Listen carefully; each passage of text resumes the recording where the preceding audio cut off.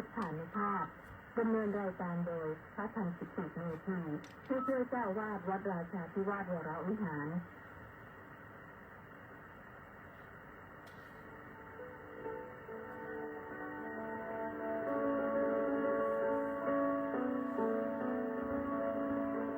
ได้เวลามาฟังพุทธานุภาพเพื่อรับทราบ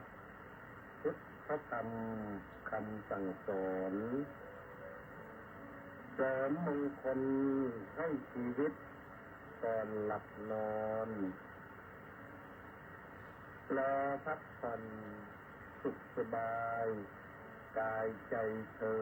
ญ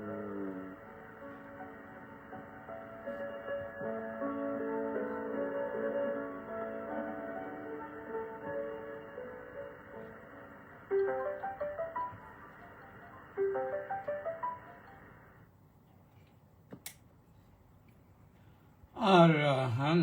สัมมาสัมพุทโธภะคะวาบุตถังภะคะวันตังอภิวาเทมิสวากขาโตภะคะวะตาธัมโมธัมมังนัมมัสสามิสุปฏิปันโนภะคะวะโตสาวกสังโฆสังฆังนะมามิก็ถวายความนอบน้อมแด่พระรัตนตรัยขอคารวะพระเถรานุเถระ เจริญสุขสวัสดีมายังท่านสาธุชนผู้ฟังทุกท่านได้เวลารับฟังรายการพุทธานุภาพวันนี้ก็พบกันที่วันพุธที่11มีนาคมพระพุทธศักราช2569แรม8ค่ำเดือน4เป็นวันพระนะวรวุฒิแก้วแก่มพุทธก็มาเลยบอกว่าน้อมกราบนมัสการว่าไงขอรับท่านพระอาจารย์วันนี้ได้มีโอกาสไปสวดมนต์ทำวัดเช้าฟังทำตามการที่ศาลาการประเรียนวัดราชาธิวาสวิหารอนุโมทนาสาธุนะก็ ฟังแล้วก็คงจะได้ดีเมื่อเช้านี่ก็ท่านเจ้าคุณพระศรีวินัยโสพลเทศเสียงดังฟังชัดดี วันนี้ก็เป็นวันพระมีภารกิจภาคเช้าก็ขึ้นศาลาฟังเทศเหมือนกันทำวัดเช้าแล้วก็ฟังเทศพอภาคบ่ายก็มีประชุมแม่ชีหน่อยหนึ่งว่าสับเปลี่ยนตำแหน่งกันบ้างแล้วก็ตกเย็นก็ขึ้นศาลาฟังเทศอีกกันหนึ่งท่านพระสุมนพระครูสังฆรักษ์สุมนฟังเทศสุมนก็เป็นพระพระในปานแต่ว่าพูดอ่านภาษาไทยได้ดีแล้วภาษาอังกฤษก็เก่งนะแล้วก็จบแล้วก็นำทำวัดสวดมนต์จบก็ลงมายังไม่ได้ว่างเลยวันนี้เนี่ย ภาคเย็นก็เตรียมตัวพรุ่งนี้จะไปสอนที่โนนวัดศรีรัตนะอะไรแล้วที่บางพลีนู่นมีพระไปชุมนุมกันประมาณ400รูปเป็นพระเป็นครูสอนพระปริยัติ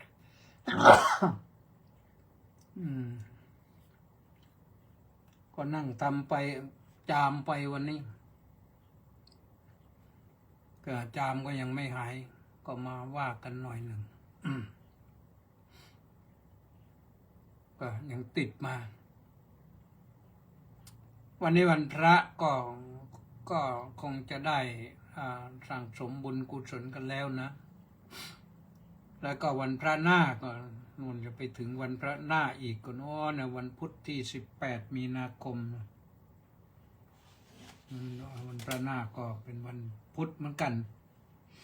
วันพุธที่18 มีนาคมแต่เป็นวันแรม15 ค่ำเดือน4จะเป็นวันสิ้นเดือน4นะ หลังจากนั้นก็ขึ้นเดือน5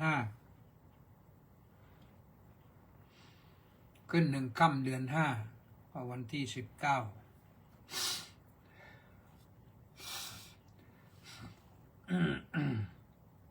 ก็ต้องขออนุโมทนากับวิรุณคีรีรัตน์นะร่วมกองบุญหนุนกองธรรมมา500 บาทวันนี้ก็อนุโมทนาสาธุสาธุสาธุญาติโยมจะร่วมบุญกันก็ได้นะโอนปัจจัยเข้ามาที่ธนาคารกรุงไทยเลขที่บัญชี070-026-0870070-026-0870นะรวมบุญกันได้แล้วก็วันนี้ก็ต้องขออนุโมทนากับมอกโกนานะมอกโกนาวันนี้มาประชุมด้วยแล้วก็เข้ามาในรายการต้นรายการพร้อมด้วย FC อีก660 คนออนไลน์เข้ามาอนุโมทนาสาธุสาธุนะ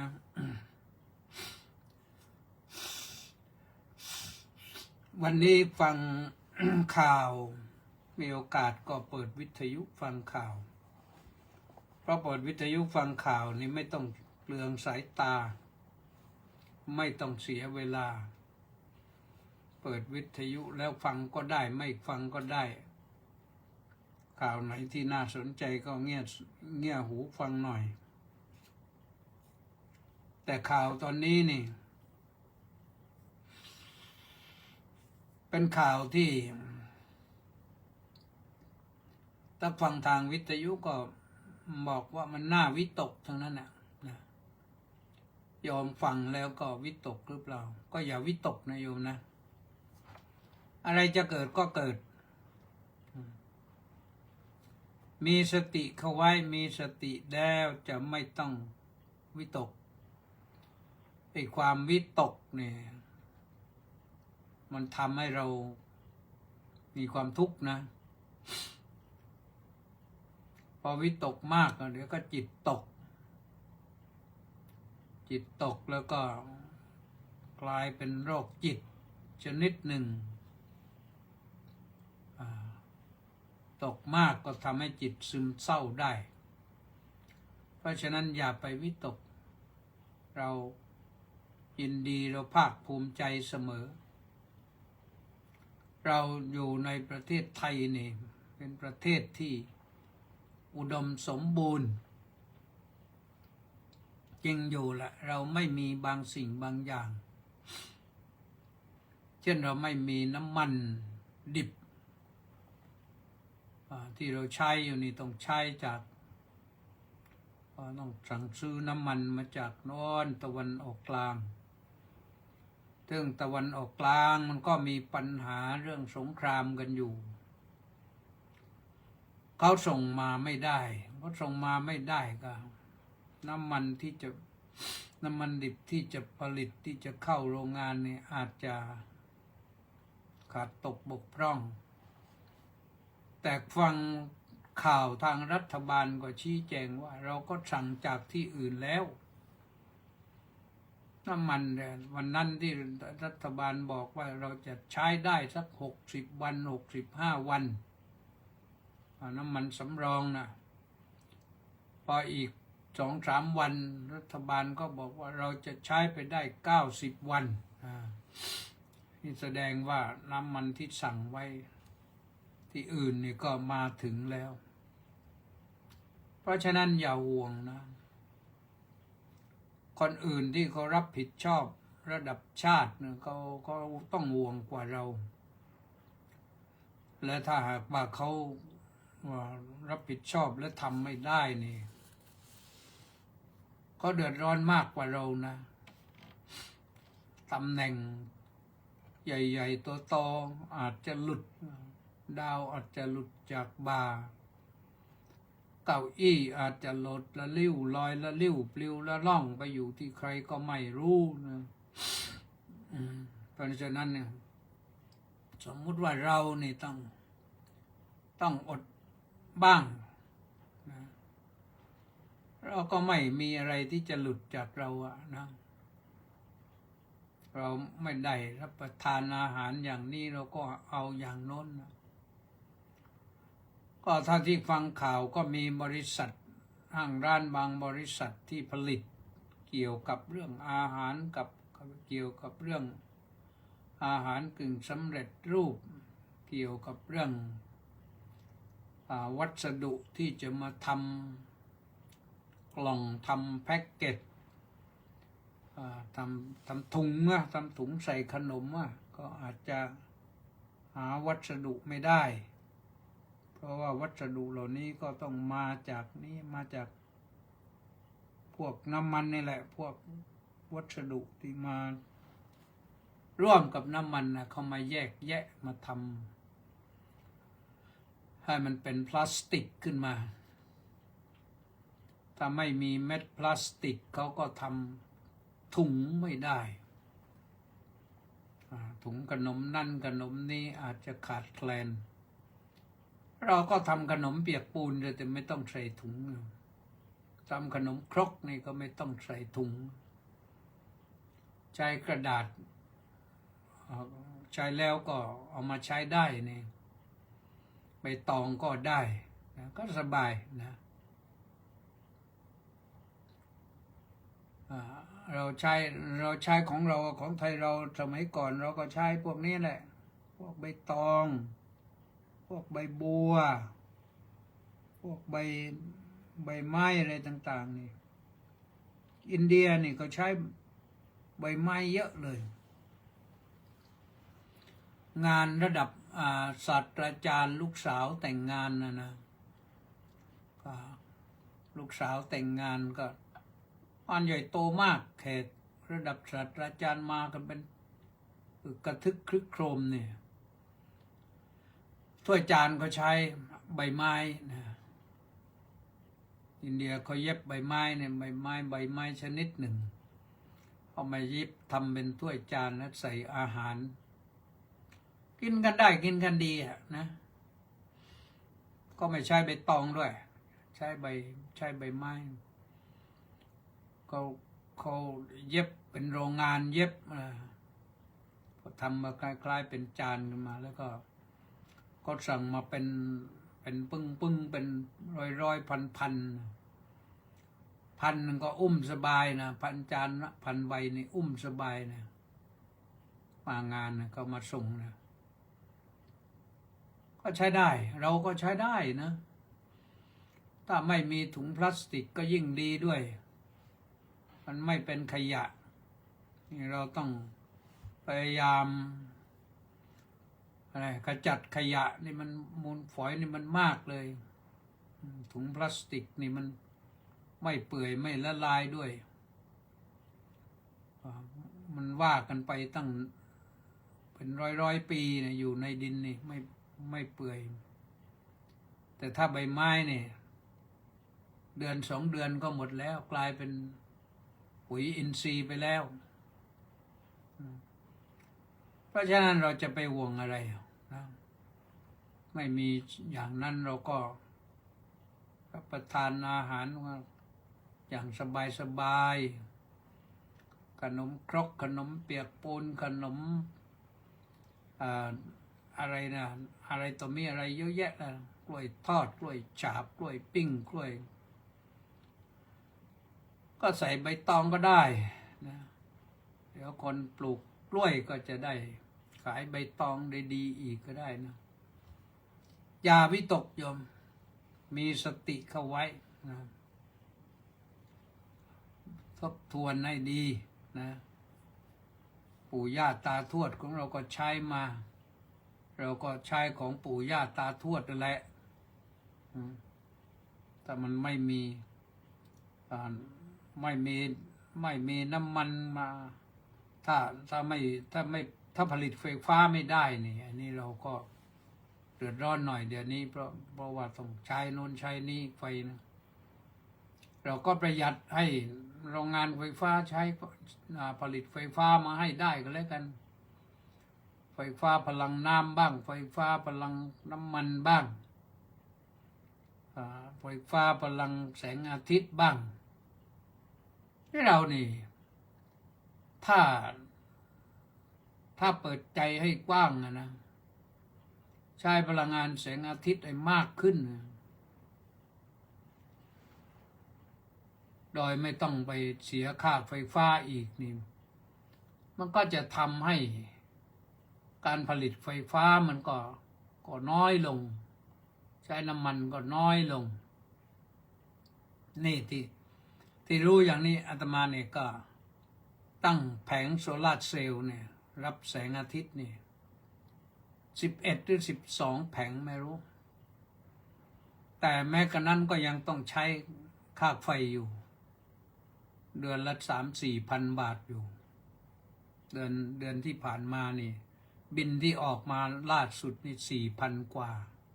4,000 กว่าก็ที่จริงแล้วมันไม่ควรจะต้องเสียเลยไอ้แผงโซลาร์เซลล์นี่มันสามารถที่จะสร้างพลังงานไฟฟ้าได้ถึง 5,000 วัตต์ยังไงเราก็ใช้ไม่ถึงหรอกแต่เขาให้เราใช้เฉพาะกลางวันกลางคืนต้องใช้ไฟฟ้าของการไฟฟ้าฝ่ายผลิตกฟผ.เราต้องจ่ายทีนี้พอเรามาจ่ายก็กลางคืนก็ส่วนมากก็ใช้เยอะก็กลางคืนนี่แหละกลางวันก็ไม่ค่อยได้อยู่กุฏิไปนอนบ้างไปนี่บ้างไปนั่นบ้างทำภารกิจข้างนอกบ้างก็ปิดไฟไว้เรียบร้อยอาตมานี่นอกจากปิดไฟฟ้าไฟหลอดแล้วก็ปิดแอร์ปิดพัดลมปิดสวิตช์กาต้มน้ำปิดหมดเพื่อประหยัดไฟแต่ทีนี้กลางวันนี่เราใช้เท่าไหร่ก็ได้ที่จริงไฟ 5,000 วัตต์นี่ใช้มันไม่หมดเดือนนึงแต่ละเดือนนะ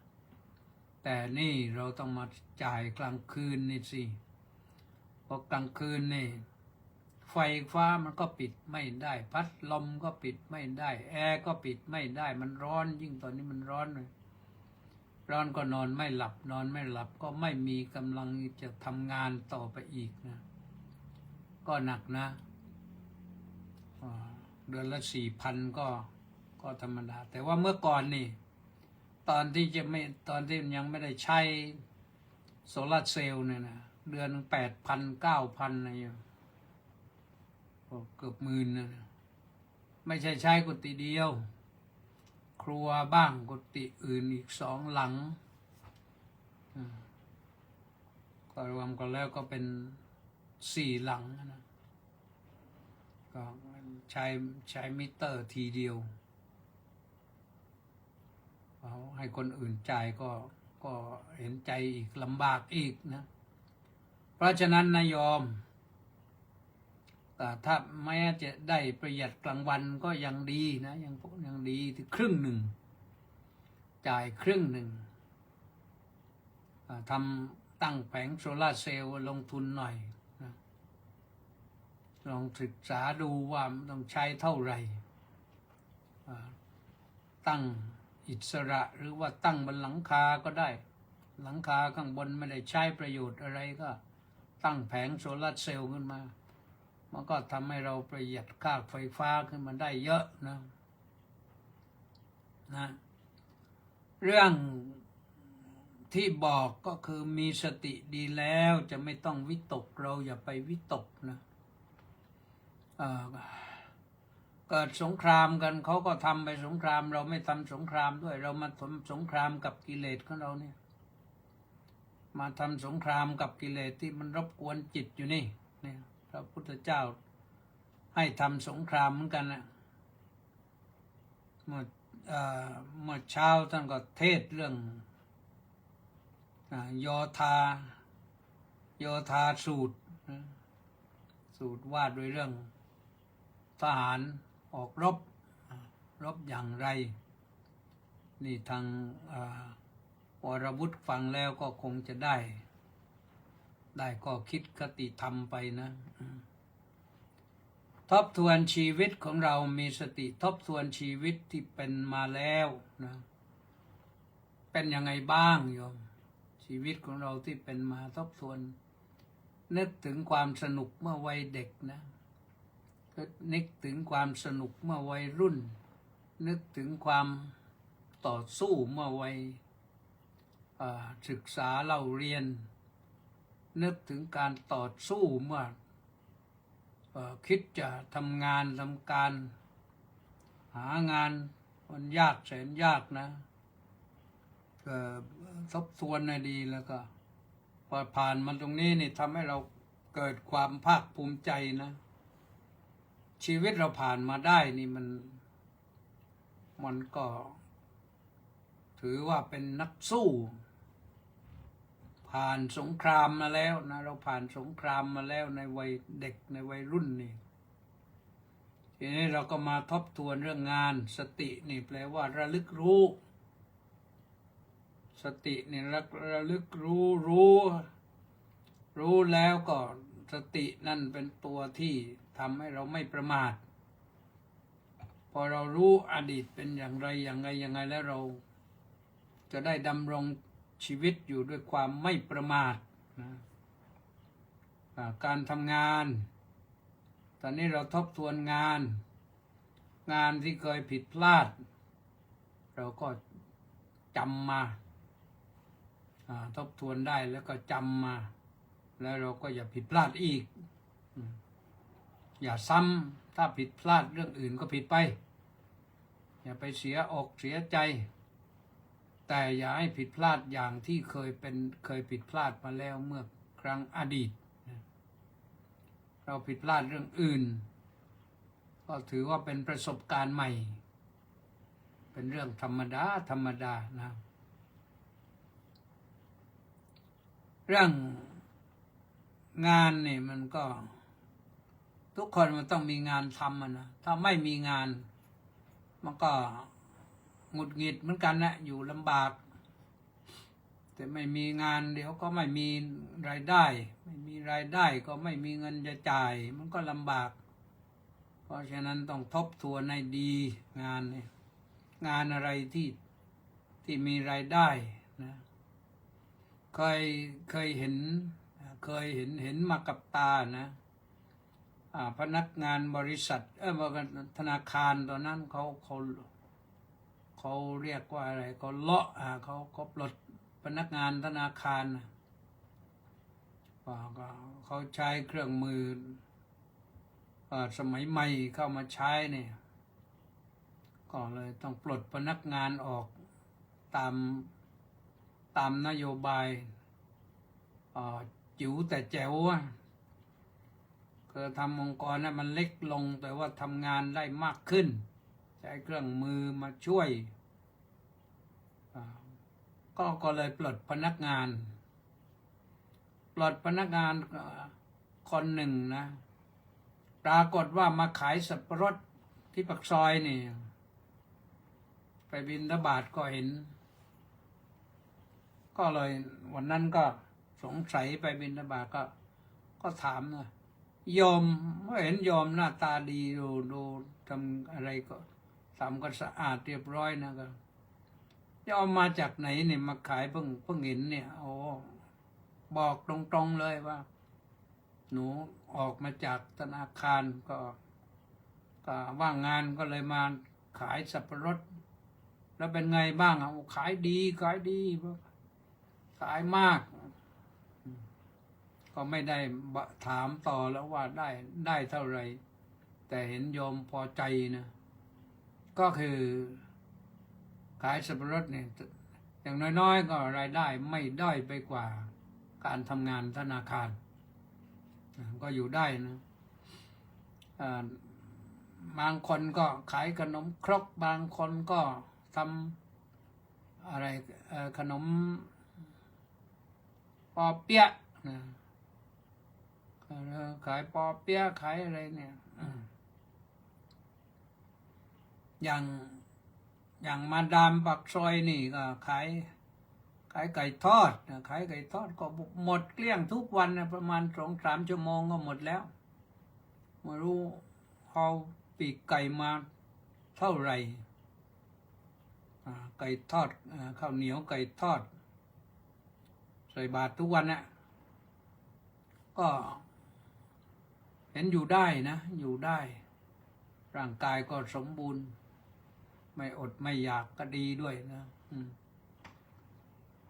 เพราะฉะนั้นเราถ้าสมมุติว่า เกิดเหตุการณ์อย่าเอาน้ำมันมาเป็นตัวชี้วัดชีวิตเรานะ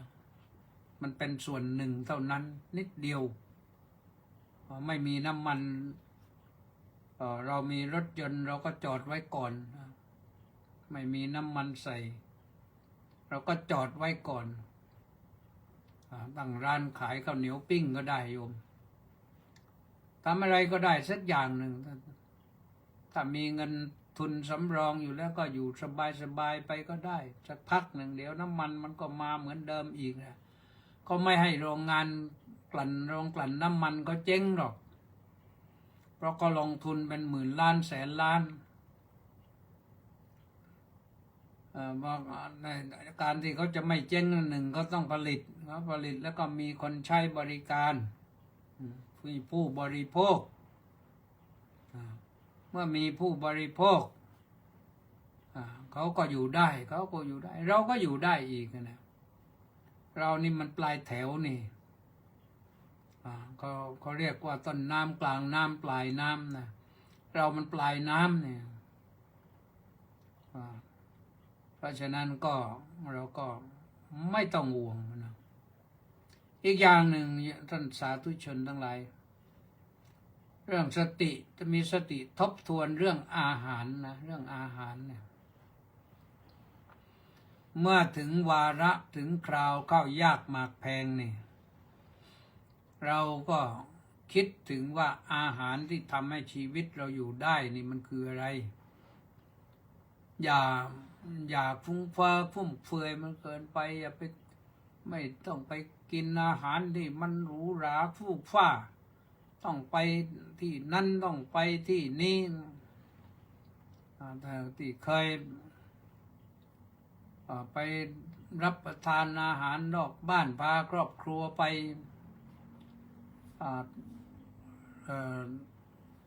ทุกสัปดาห์อย่างนี้เว้นบ้างก็ได้วันถึงวันสุดสัปดาห์ที่คิดว่าจะไปรับประทานอาหารนอกบ้านเนี่ยก็มานั่งรับประทานอาหารในบ้านนี่แหละให้พร้อมหน้าพร้อมตากันสามีปัญญาลูกหลานมานั่งพร้อมกันอาตมานี่ติดนะถ้าอยู่บ้านเนี่ยติดถ้าสมัยอยู่บ้านนี่ตลอดต้องอยู่พร้อมหน้ากันเว้นแต่ว่าโยมพ่อไปทำงานแล้วก็กลับช้ากลับดึกกลางอาหารมื้อเย็นกลับดึกคือโยมพ่อเนี่ยช่วงหนึ่งก็ไปทำงานก่อสร้างเป็นช่างไม้แล้วอีกช่วงหนึ่งก็ไปทำงานเฟอร์นิเจอร์ทำอะไรก็ทำไอ้กระบะของรถ10 ล้อนะเมื่อก่อนนะก็ทำสวยๆนะโยมพ่อถนัดไปในทางนั้นแ แต่พอมาบั้นปลายเนี่ยโยมพ่อไม่เอาแล้วทิ้งเรื่องนั้นมาเอาสมบัติของบรรพบุรุษเก็บตำราของปู่ของทวดมาตำรายาโยมพ่อก็เลยมาแปลงกายเป็นหมอทำยารักษาโรคบำบัดไม่ใช่รักษาโรคกับบำบัดโรคให้คนก็คนก็ได้พึ่งพาอาศัยเยอะในการไปทำโน้นนะไปใครไม่ได้พึ่งหรอกนอกจากคนในบ้านแต่พอมาเป็นหมอทำยาเนี่ยคนทั้งหมู่บ้านนะหลายตำบลนะพึ่งพาอาศัยมีชื่อเสียงนะมีชื่อเสียงมากเหมือนกันนะคนในหมู่บ้านนะไม่ต้องพูดถึง2-3 หมู่บ้านใกล้ๆนะแต่คนต่างตำบลต่างอำเภอก็ยังมาพึ่งพาเพราะเขาได้ข่าวว่าโรคนี้ต้องหมอนี้เขาก็มาโยมพ่อก็ทำรักษาให้ไปหายก็มีคนหนึ่งโยมเขาบอกว่าคนนี้ก็ป่วยหนักมากเลยมารักษากรุงเทพก็ไม่หาย ก็เลยญาติก็พากลับไปญาติพากลับไปบ้านพอพากลับไปบ้านก็ไปหาโยมพ่อแล้วบอกอาการอย่างนั้นผู้ป่วยไปไม่ได้หรอกอาการอย่างนั้นอย่างนั้นอย่างนั้นโยมพ่อต้มยาให้ไปหม้อหนึ่งปรากฏว่าหายแน่ๆแต่ปรากฏว่าหายแล้วก็หายเลยนะค่ายาก็ไม่จ่ายเพราะคนที่มาต้มยาก็บอกว่าหมดเนื้อหมดตัวแล้วไปรักษามาทั่วแล้วไม่หายก็ช่วยเธอโยมพ่อก็ช่วยไปหายสมัยที่โยมพ่ออยู่นะมีอย่างหนึ่งเป็นฝีในท้องนี่เป็นฝีในท้องนะมันคล้ายๆกับไส้ติ่งแต่มันไม่ใช่ไส้ติ่งถ้าเป็นฝีในท้องในโยมพ่อมียาชะงัดนักแต่มีข้อแม้ว่าต้องกิน2 หม้อจำได้ว่าหม้อยานี้เข้าบัวตูมด้วยบัวตูมเนี่ยเป็นบัวในป่านะไม่ใช่บัวในสระก็ต้องต้มให้แล้วหายหม้อแรกแต่ต้องตัดรากอีกหม้อหนึ่งตัดรากอีกหม้อพอตัดรากแล้วก็โรคนี้จะไม่มาอีกเลยสำหรับคนนั้นแล้วก็มีอยู่ครั้งหนึ่งน้องของโยมพ่อเองนั่นแหละปวดในท้องก็ลูกหลานก็พาไปโรงพยาบาลโน้นนะไม่รู้ไปนอนอยู่ที่โรงพยาบาลมหาราชหรือเปล่าก็ปรากฏว่าโยมพ่อรู้ข่าวก็ไปถึงก็บอกว่าเป็นไส้ติ่งหมอจะผ่าแล้วโยมพ่อถามอาการถามไปถามมาไม่ใช่ไส้ติ่งอันนี้มันหมกฝีในท้องพากลับบ้านกูจะจัดการให้เองว่างั้นผมรักษาเองลูกก็ไม่รู้จะพูดยังไงเกรงใจลุงปรากฏว่าแกพากลับบ้านเลยพามารักษาเองหายหมอจะพาอยู่แล้วถ้าไม่งั้นก็โดนผ่าฟรีๆเลยก็ไม่พาแล้วไม่รู้จะรอดหรือเปล่าแต่พามาต้มยาให้เนี่ยหายนะเพราะฉะนั้นอันนี้เชื่อว่ายาแผนโบราณนี่ชะงัดนักนะก็นี่พูดถึงเรื่องอย่าห่วงเรื่องอาหารนะมีอะไรเราก็กินนั่นแหละแต่ละอย่าให้มันหรูหราฟูกฟ้าเกินไปนะประหยัดไว้บ้างโยมเซฟไว้บ้างเงินที่มีเนี่ยถ้าเราไปรับประทานอาหารในร้านนี่ไป ไปกันสมมุติว่า2 คน 3 คน 4 คนอย่างเนี้ยครอบครัวหนึ่งมีลูก2 คนหัวละ300 3-4-12,200แล้วถ้าซื้อ300มานั่งรับประทานกันอย่างมากก็500นี่สบายเลยมื้อหนึ่งอยู่ได้นะเอากับข้าวมาใส่ถ้วยใส่จานก็เอาข้าวมาไม่มากหรอกอยู่ได้นะเราประหยัดนี่เราประหยัดมันก็อยู่ได้แหละนะเพราะฉะนั้นอย่าวิตกกับเรื่องอาหารนะต้องมีสตินะเราวิตกเนี่ยบางทีเราวิตกเรื่องญาตินะบางทีญาติคนนั้นเป็นอย่างนี้ญาติคนนี้เป็นอย่างโน้นญาติที่เรารักญาติที่เราไม่รักเราก็ทำใจนะญาติก็คือญาตินะมี2 อย่างนะญาติมีญาติธรรมคือคนที่สนิทชิดเชื้อกัน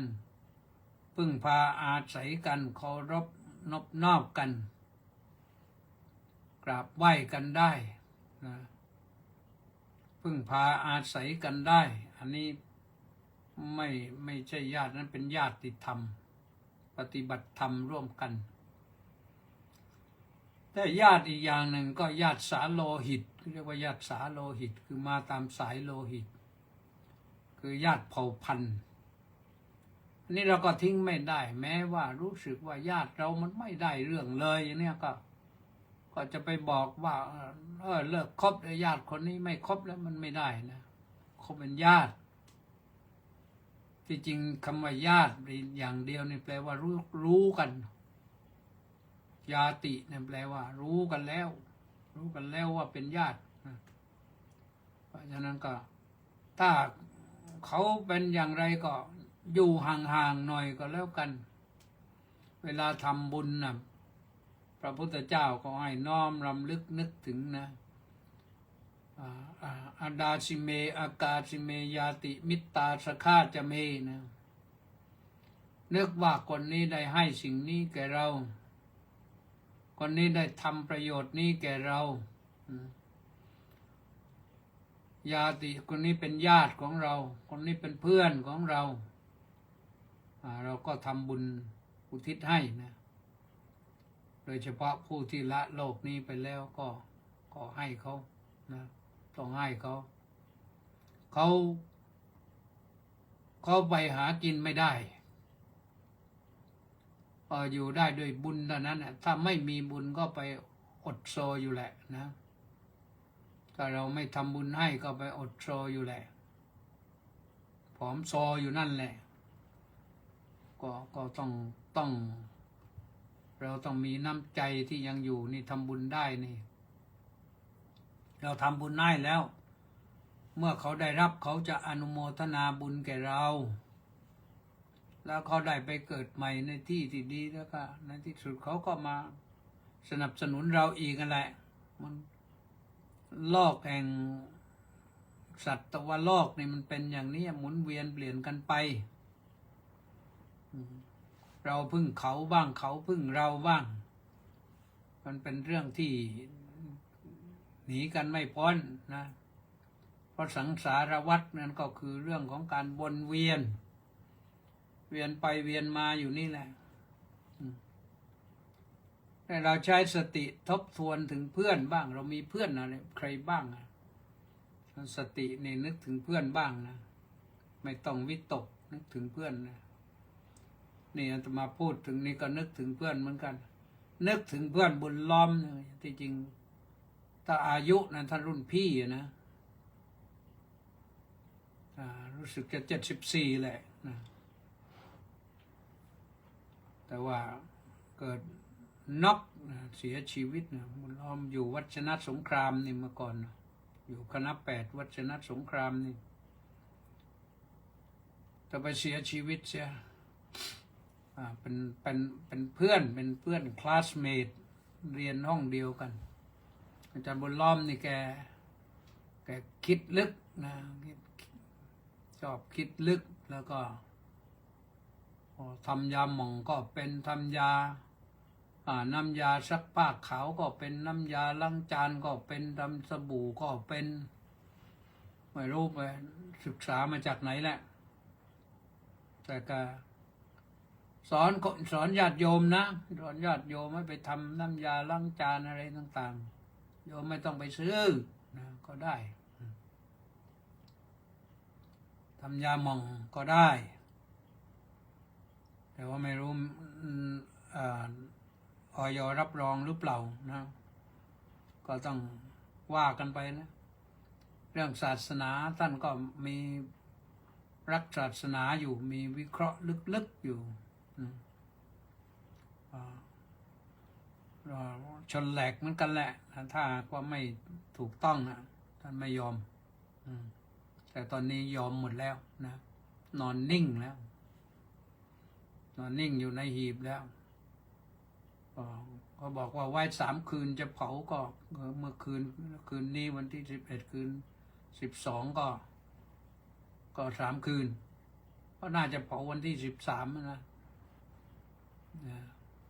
ตอนนี้ก็ตั้งศพบำเพ็ญกุศลอยู่ที่ศาลา5วัดพระปฐมเจดีย์ก็มีเพื่อนหลายคนมรณภาพไปแล้วก็หลายรูปนะอดีตเจ้าอาวาสวัดกาญจนสิงหาดวัดทองนี่ก็มรณภาพไปแล้วก็เพื่อนคลาสเมทกันเหมือนกันมีเพื่อนอีกคนหนึ่งไปอยู่ทางกาฬสินธุ์หรือไหนไม่รู้เมื่อก่อนอยู่วัดสัมพันธวงศ์สารามนี่ก็มรณภาพไปแล้วเหมือนกันนี่ที่รู้ก็3 รูปแล้วไปแล้วยังเหลืออยู่อีกกี่รูปแล้วไม่รู้นะ เราก็ต้องไปเหมือนกันแหละให้เขาไปก่อนเราไม่รีบไปทบทวนร่างกายบ้างโยมสติทบทวนร่างกายทบทวนร่างกายนี่ดีนะทบทวนให้เป็นกรรมฐานยิ่งดีนะเพราะว่าร่างกายของเรานี่ใช้มันนานๆมันก็ชำรุดทรุดโทรมเหมือนกันแหละนะภายนอก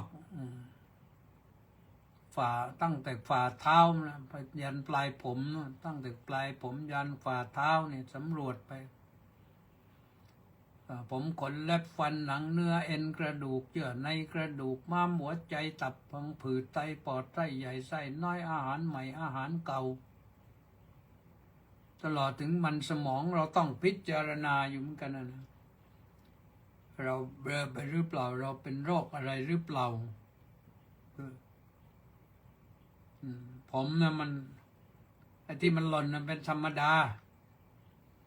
ถ้ามันจะขาวมันก็เป็นเรื่องธรรมดาถ้าไม่หวงไม่ห่วงอะไรมันก็เป็นไปตามธรรมดาของมันปล่อยไปอาตมาก็ไม่ได้วอรี่นี่หันไปข้างให้ดูก็มีขาวๆมาเยอะแล้วนะแต่เรามาถึงอายุขนาดนี้ผมขาวบ้างขนาดนี้ก็ช่างมันเตอะนะโยมช่างมันเตอะช่างมันร่างกายต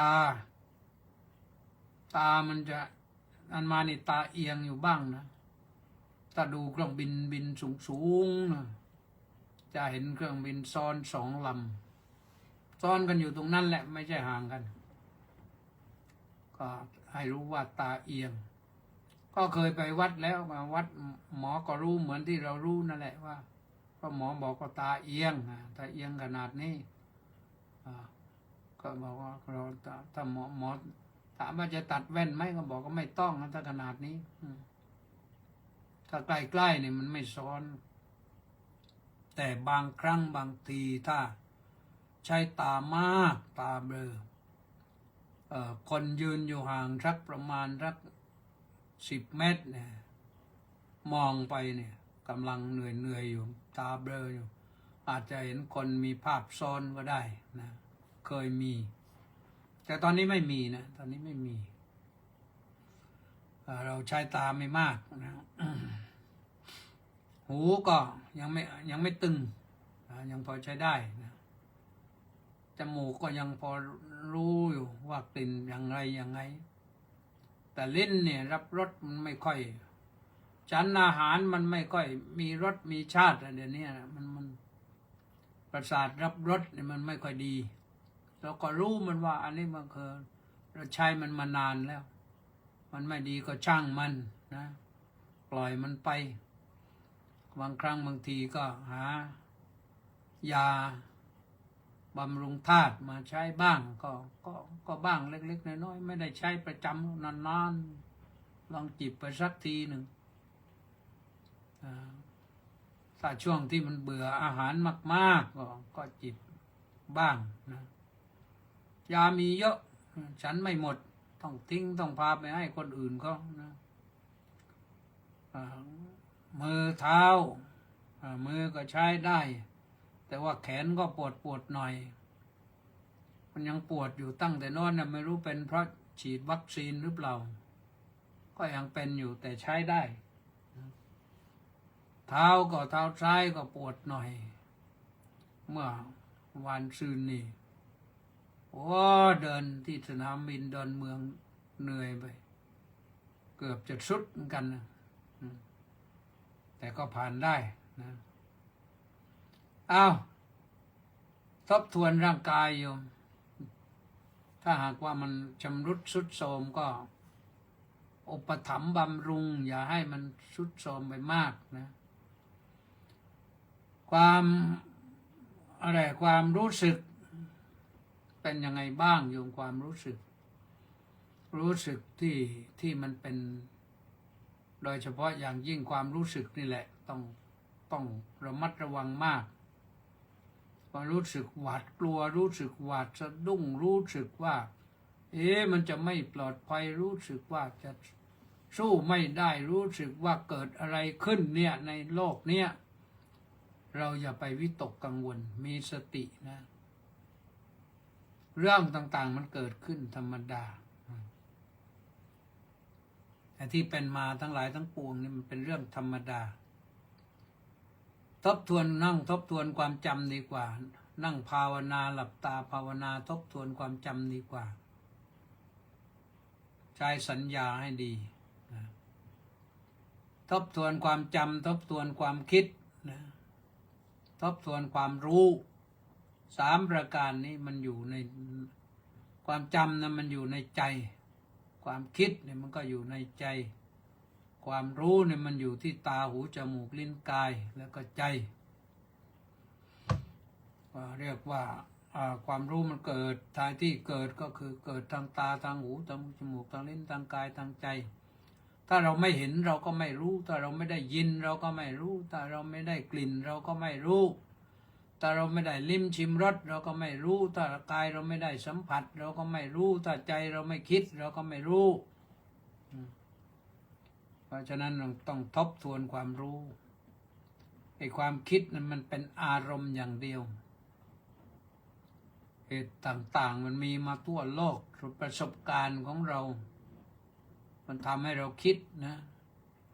บางทีก็สิ่งที่ลืมไปตั้ง100 วันพันปีแล้วเรานึกขึ้นได้ก็เอามาคิดต่อนะหรือความจำที่เราจำมาได้ตั้ง100 วันพันปีแล้วมาถึงวันนี้เอานึกขึ้นได้แล้วก็เรียกว่าจำขึ้นได้หรือฟื้นความจำขึ้นมาได้หรือฟื้นความจำขึ้นมาได้ก็ดีนะทำให้เรามีแสดงว่าเรามีสติดีนะสติธรรมจำปรารถนาในที่ทั้งปวงสติสัพพัทธปัฏฐิยานะมีสติดีแล้วโลกจะปั่นป่วนอย่างไรก็ปั่นป่วนไปเราไม่ปั่นป่วนด้วยคนจะล้มหายตายจากไปหมดเหลือแต่คนไทยก็เราก็อยู่ได้อยู่ที่เหลือคนไทยอยู่ได้เพราะเรามีข้าวกินที่อื่นก็ไม่มีข้าวกินเนี่ยเขาก็ลำบากกว่าเรานะวันนี้ก็ฝากไว้มีสติดีแล้วจะไม่ต้องวิตกนะฝากไว้วันนี้ต่อไปก็อ่านรายชื่อเฉลิมพงษ์กำแพงแก้ว กราบสาธุครับพระอาจารย์สาธุสิริปริยัติยาภิรัตน์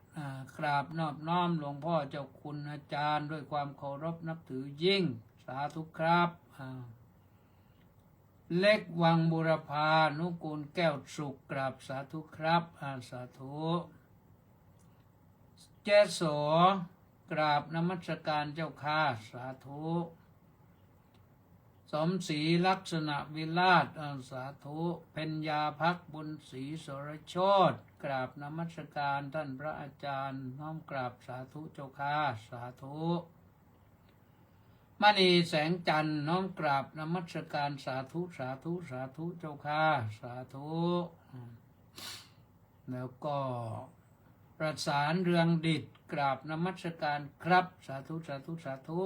สาธุแปะนันทิการน้อมกราบนมัสการสาธุสาธุสาธุเจ้าข้าสาธุต้าสิทธิมงคลนมัสการสาธุครับสาธุแนติแก้วเคนขอน้อมใจถวายความเคารพท่านเจ้าคุณสาธุ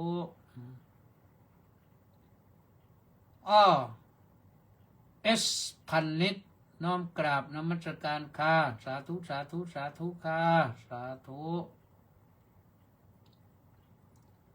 ดร.อัญชลีมีสุขสาธุสาธุกราบนมัสการพระคุณเจ้าข้าสาธุโอ้อาจารย์ดร.อัญชลีมีสุขนะเคยเจอกันตอนไปสอนรามไม่ใช่สอนรามสอนมหาวิทยาลัยอะไรแล้วในหน้ารามนี่มหาวิทยาลัยของอเมริกานู่นพระเกียรติศักดิ์ฐานวโรสำลีกราบสาธุครับสาธุอย่างนี้ก็เหลนชายสริตพงษ์เทศบำรุงสาธุครับพระอาจารย์สาธุ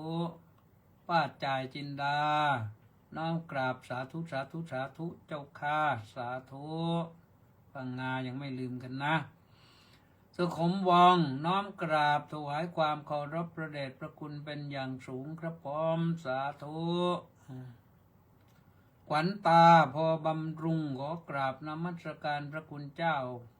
ด้วยคารวะยิ่งเจ้าข้าสาธุนิพนธ์ลักษณะบิลาศน้อมกราบนมัสการพระคุณท่านครับสาธุสาธุครับสาธุกำพลผู้มณีวันนี้มามาดใหม่บอกขอกราบนมัสการมาในวันพระนี้ด้วยครับพร้อมสาธุวันพระหน้าวันที่18นะวันพุธนะกิมอินบุญท่านก็บอกว่ากราบนมัสการเจ้าข้าสาธุสาธุสาธุเจ้าข้าสาธุ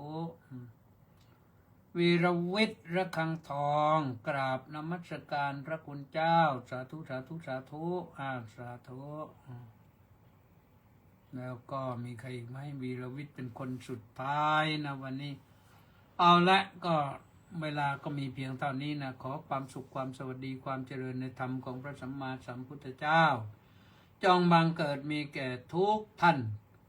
พบกันใหม่คืนวันพรุ่งนี้ที่เก่าเวลาเดิมสวัสดี